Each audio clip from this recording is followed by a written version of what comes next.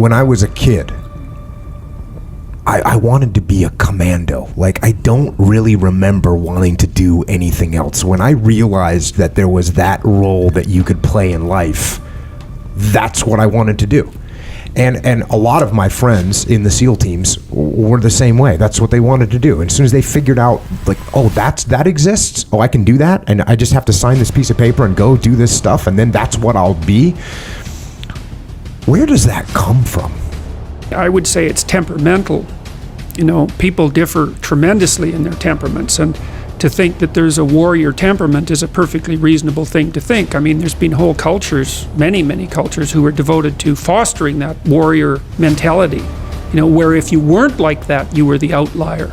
I would say that's probably true of most human cultures across most of time. You know, we've been fortunate enough to live in relatively peaceful times, at least the vast majority of us, so the necessity for that, like right at the edges of actual warfare, is much less than it might be under other historical circumstances. But it's a deep part of many people's nature. And so the question is, what do you do with that, right? And I mean, one alternative potentially is criminal behavior. And you know, the fact that so many people like watching movies about bad guys, you know, is an indication of how attractive that is to people. And I think the reason for that is that, well, Nietzsche observed at one point that most of what people regard as morality is just cowardice. And what he meant by that was that people don't do bad things not because they're good, but because they're afraid to do the bad things. And then when they see people do the bad things, they're actually really deeply attracted by that, because it speaks to part of them that could go beyond the rules. And that's actually a necessary part. It's a really necessary part. Like, you don't make men safe by making them weak. In fact, they're much more dangerous when they're weak, because they'll stab you in the back when they get the chance, or take advantage of you when they get the chance. You make men safe, let's say, by making them strong, and then by making sure that they're disciplined.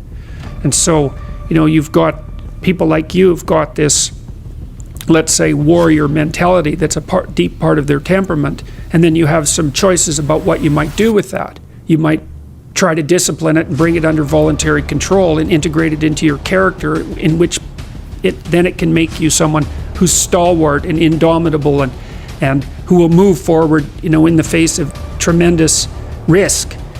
And well, that's the optimal pathway if you have that kind of temperament. I think, like, it's the men that have the most, what would you call it? It's not aggressive exactly, but we'll leave it at that. Aggressive and fearless temperaments that can be the best men. But it's like having a very powerful dog. You better discipline it, because otherwise it's going to be a monster. Yeah.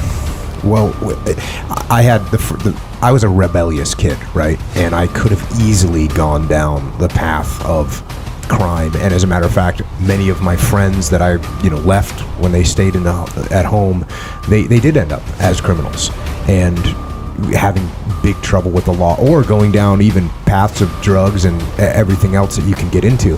But when we were kids or younger, everyone kind of had the same thing. But like you said, I'm so lucky, because I just signed that piece of paper and I saw that I could do something, and I could take all that aggression and all that energy, I could do something that was good and positive.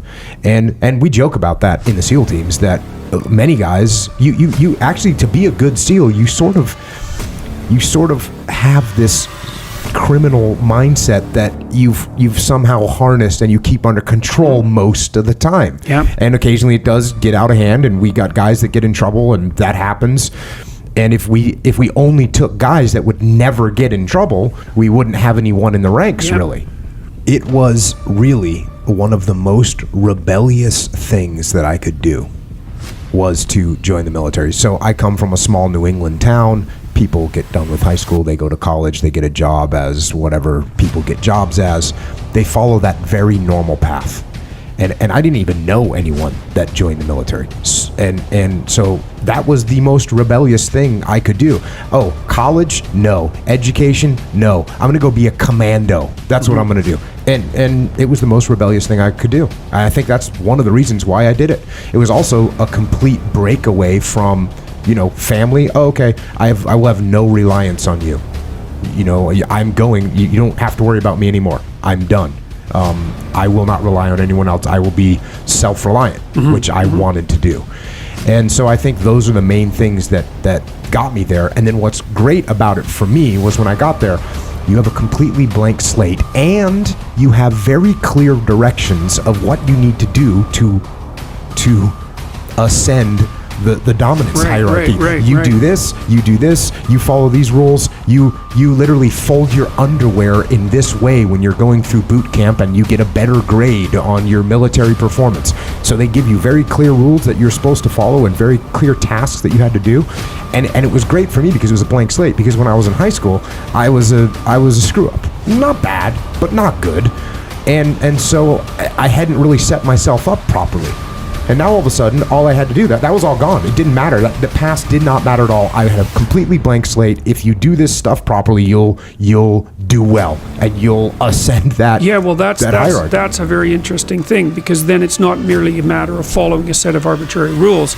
It's following a set of rules that have a clear path to success. Right? That's a very different thing, and that's also something that's honest, because the rules of the game are well established, and then if you play it properly, you get to win.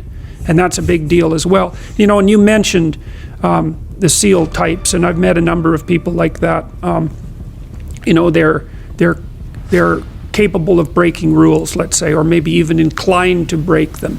But I also think that this is part of the reason that I'm an admirer of Carl Jung, because Jung makes it very clear that, see, he was very interested in the barriers to enlightenment. Because if there's such a thing as being enlightened, let's say, then why isn't everyone enlightened? If it's just a matter of taking the glorious route and following your bliss, let's say, it's like, well, that sounds pretty easy. Why isn't everyone enlightened?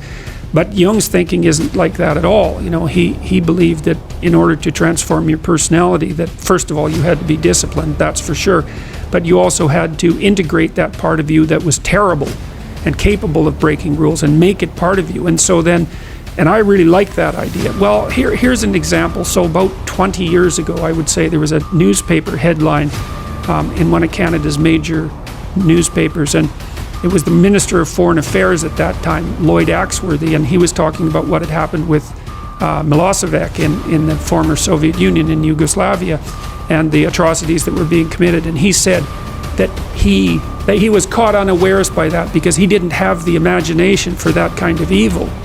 And I thought, well, you think that what you're doing is signaling your virtue by making a statement like that. But from my perspective, all you're doing is stating your cowardice and your historical ignorance, because if you're going to be Minister of Foreign Affairs, you bloody well better have imagination for that kind of evil. Because if you don't, then anyone who does wins. They beat you.